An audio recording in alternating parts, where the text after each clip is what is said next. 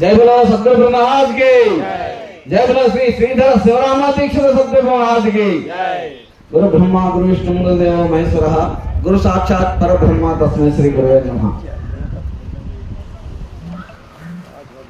श्री प्रज्ञान विलक्षणांब विशालाक्षी समेत श्री निर्मलानंद भाव विलक्षण पड़ाల ప్రకాశరావు వారి పాద పద్మములకు నా శిరసాష్టాంగ ద్వాదశి వందనాలు।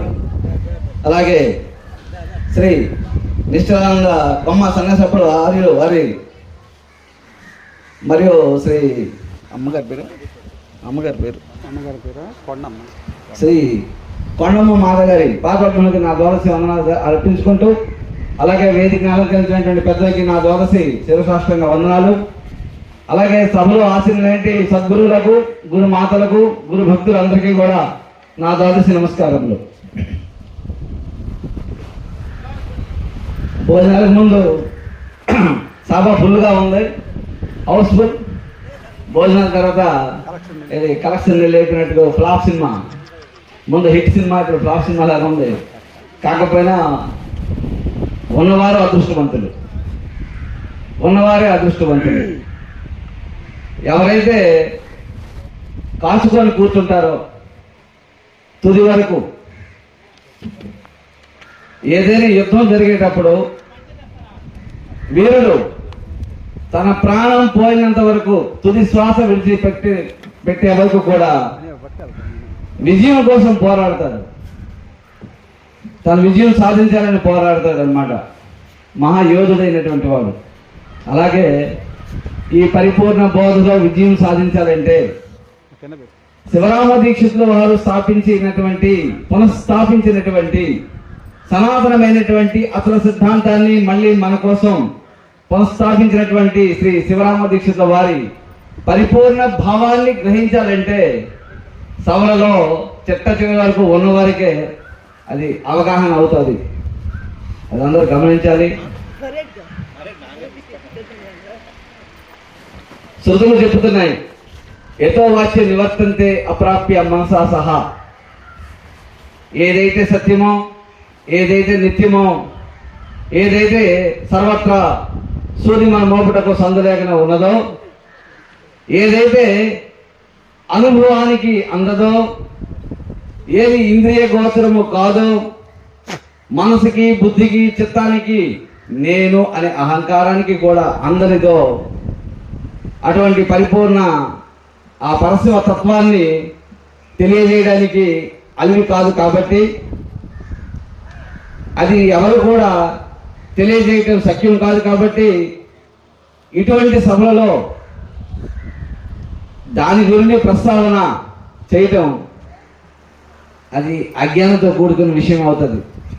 అది కేవలం గురు శిష్య అన్యోన్య దర్శనంతో మాత్రమే అది సాధ్యం। ఎందుకంటే అది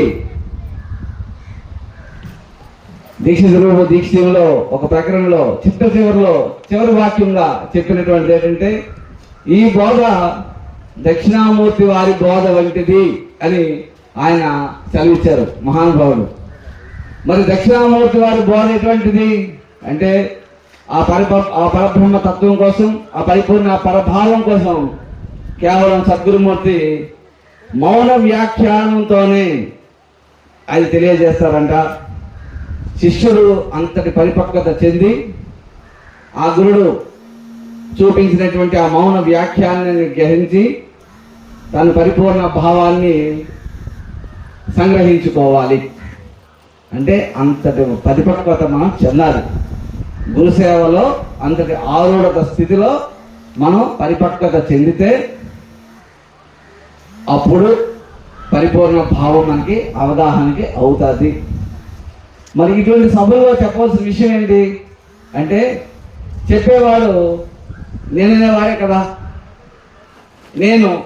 నాకు పేరెట్టి పిలిచారు నాయన గారు, నాకు తల్లిదండ్రులు పుట్టిన తర్వాత ఒక 21 రోజుకి వాసుబాబు అని పేరు పెట్టారు। ఈ గురుధర్మంలో కొంచెం పరిపక్వత చెందాను కాబట్టి, దీంట్లో మరి కొంచెం ఉత్తీర్ణత చెందాను కాబట్టి మా గురువు గారు ప్రేమతో చిన్మయ విలక్షణ స్వామి అని ఒక పేరు పెట్టారు। ఈ 2 పేర్లు పట్టుకొని ఈ దేహాన్ని ఈడ్చుకుంటూ మోసుకుంటూ తిరుగుతూ, ఇప్పుడు నేను చెప్పేదంతా కూడా నేను అనేవాడినే చెప్పాలి. నేననేవాడు నేను కాని దానికోసం ఏం చెప్పగలడు? నేననేవాడు నేను కాని దానికోసం ఏం చెప్పగలడు? నేను కాని వాడిని అయితే నేను చెప్పేది ఏముంటుంది? నేను లేని వాడిని అయితే నేను చెప్పడానికి ఏముండదు. మరి నేనుండి నేను చెప్తే నేను కోసమే చెప్పాలి. కాబట్టి పరిపూర్ణ సంగతి పక్కన పెట్టి మరి నేను లేని వాడిని అవ్వాలి కదా, దానికోసం కొంచెం 2 వాక్యాలు చెప్పుకున్నాం, చిన్న అనుభవంతో చెప్పుకున్నాం. ఇప్పటి వరకు మనకి పక్కని నాయన గారు మాస్టర్ గారు మంచి భోజనాలు పెట్టారు కదా, అందరం తిన్నాం. మన కంటికి కనిపిస్తున్నాయి బూరెలు, దానికి ఒక పేరు, నన్నట్టు ఉండలాగా ఉంది బూరి, పట్టుకుంటే మెత్తగా ఉంది, నోట్లో వేసుకుంటే తీపిగా ఉంది. ఈ అనుభూతి వచ్చిందా లేదు మీకు అందరికీ? బూరి ఎవరితో మీ అందరికి అనుభవంలోకి వచ్చిందా లేదు చెప్పండి ఒకసారి, చేయలేదండి. వచ్చిందా లేదా? బూరిని అనుభవించాం కదా. పులిహార అనుభవించామా లేదా? పులిహార అంటే అనుభవం తెలిసిందా లేదా? సాంబార్, వాళ్ళు వండిన కర్రీలు అన్నీ మనకి అనుభవంలోకి వచ్చాయి. మరి ఇక్కడ జరిగినటువంటి పూజ ఎంత ఘనంగా జరిగిన అనుభవంలోకి వచ్చింది. ఇవన్నీ అనుభూతులకు వచ్చేస్తున్నాయి, ఇవన్నీ అనుభూతులకు వచ్చేస్తున్నాయి. మనం అనుభవంతో వీటిని తెలుసుకుంటున్నాం, ఇవన్నీ వచ్చేస్తాయి. ప్రపంచంలో ఏది చూసినా అనుభూతులకు వచ్చేస్తుంది, దేనికోసం విన్న అనుభూతులకు వచ్చేస్తుంది, దేన్ని రుచి చూసిన అనుభూతులకు వస్తుంది, దేన్ని సృజించిన అనుభూతులకు వస్తుంది. కేవలం ఒక్కటే అనుభూతులకు రావట్లేదు, ఆ ఒక్కటే సత్యము. సత్యం మన అనుభూతులకు వస్తుందా? సత్యం ఉంది, నిత్యంగా ఉంది, ఉంది ఉంది ఉంది అంటున్నాం, ఉంది ఉంది ఉంది అనే మాట వింటున్నాం. ఉన్నది బూరిలాగా తీయగా ఉందా, పుల్లగా ఉందా, చేదుగా ఉందా, కోమలంగా ఉందా, గుండ్రంగా ఉందా, పొడుగుగా ఉందా, ఎలా ఉందో ఈ రోజున అనుభవంలోకి వచ్చిందా? ఆలోచించండి. ఉంది అంటున్నాం, అనుభూతిలోకి వచ్చిందా? మరి ఎవరి అనుభూతి వారిదే. అంటే నేను ప్రశ్న వేయటం లేదు, విచారణ, మనకి మనమే విచారణ చేసుకోవాలి. ఎందుకంటే మనము గురుపాదాలు ఎందుకు పెట్టాం? జన్మ రాహత్యం కొరకు. జన్మ ఎవరెత్తిస్తున్నారు? జన్మ ఎవరెత్తుతున్నారు?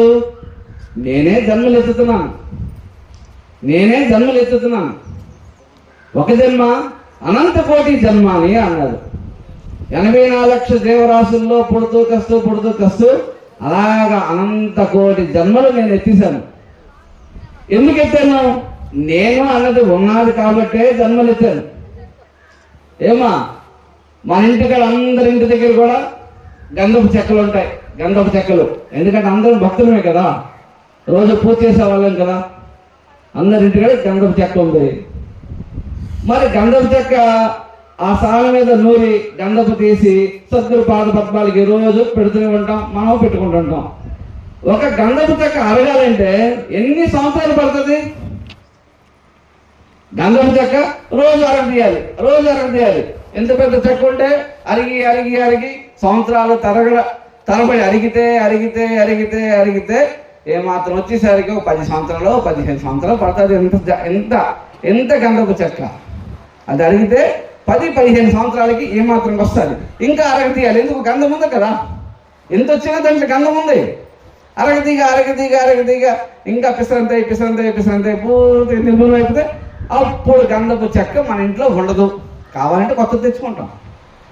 ఈ మాత్రం చెక్క అరగదీయాలంటే 15 సంవత్సరాలు పట్టిందంటే ఈ నేను అరగాలంటే ఎన్ని సంవత్సరాలు అరగదీయాలి? ఆలోచించండి. ఈ నేను అనే ఈ దేహానికి కట్టు బానిసలం అయిపోయి ఉన్నాం, ఈ నేననే నామానికి కట్టు బానిసలం అయిపోయి ఉన్నాం. ఈ బానిసత్వం నుండి బయటపడి స్వతంత్రంగా ఉండాలి అంటే కేవలం సత్యం మనకి అనుభవంలోకి రావాలి, సత్యం అనుభూతి చెందాలి. సత్యం అనుభూతి చెందినారే దీన్ని వదలగలుగుతాం. ఎన్నాళ్ళని దీన్ని మోస్తాం?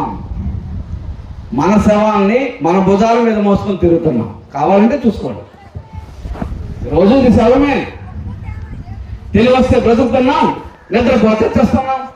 కాదా? కాదా? చచ్చినోడికి మనకి కొంచెం తేడా, కేవలం ఊపిరి మాత్రం ఉంటుంది నిద్రలో, మిగతా ఏంటి లేవు. మీ శరీరం పడి ఉంది శవంలాగా. కాబట్టి రోజు పడిపోయిన శవమే రోజు మన భుజాల మీద మోసుకొని తిరుగుతున్నాం. ఈ శవానికి మంచి పేరు కావాలి, మంచి కీర్తి కావాలి, మంచి గుర్తింపు కావాలి, మంచి సన్మానాలు కావాలి, మంచి పొగడ్తలు కావాలి. మరి ఇది లేకుండా తీసుకుంటే మనకి ఎవరు పొగిడితే ఏంటి, ఎవరు దూషిస్తే ఏంటి, ఎవరు తిడితే ఏంటి, ఎవరు సన్మానిస్తే ఏంటి, ఎవరు పిలిస్తే ఏంటి, ఎవరు పిలకపోతే ఏంటి. కాబట్టి సత్యం అనుభూతులకు వస్తుందో లేదో పక్కన పెట్టండి, ముందు దీన్ని అరగదీయండి. ముందు దీన్ని గంధపు చెక్క మీద, గంధపు స్థానం మీద గంధపు చెక్కని అరగదీసినట్టు ఈ నేను నేను నేను అనుకుంటుందాన్ని అరగదీయడం నేర్చుకోవాలి. ఎక్కడ నేను మీదకు లెగిస్తుందో గుర్తించాలి. ఏ విషయంలో నేను ప్రతిపాదన జరుగుతుందో నాకే అంతర్లీనంగా ఈ విషయంలో నేను ఉండాలి, ఇక్కడ నేను చెయ్యాలి అని నాకు అనిపిస్తుందో నేను తగ్గడానికి ప్రయత్నం చేయాలి. నన్ను నేను తగ్గించుకుంటూ వెళ్ళాలి. ఈ తగ్గించుకోవడం అనేది చాలా కష్టం, చాలా కష్టం. గ్రంథంలో చూసుకోండి, మీకు అర్థమవుతుంది. నేను తప్పుతున్నానా లెగుస్తున్నానా. ఇది రోజు ఆ అలలో ఎలాగైతే సముద్రం అలలు ఎగసిపడుతుంటాయో పడిపోతుంటాయో, ఇది రోజు దీని పని అంతే, లెగుస్తుంది పడుతుంది. కానీ సంపూర్ణంగా ఇది లేకపోతే ఏమీ లేదు, అప్పుడు ఏమీ లేదు. సత్యం ఉన్నదో లేదో అది అవసరం కూడా లేదు. సత్యం ఉన్నదని తెలిసినా ఒరిగేది లేదు. ఇది లేదు అనుకున్నా ఇది లేకపోదు. జయబుల సద్గురురాజుకి జయ.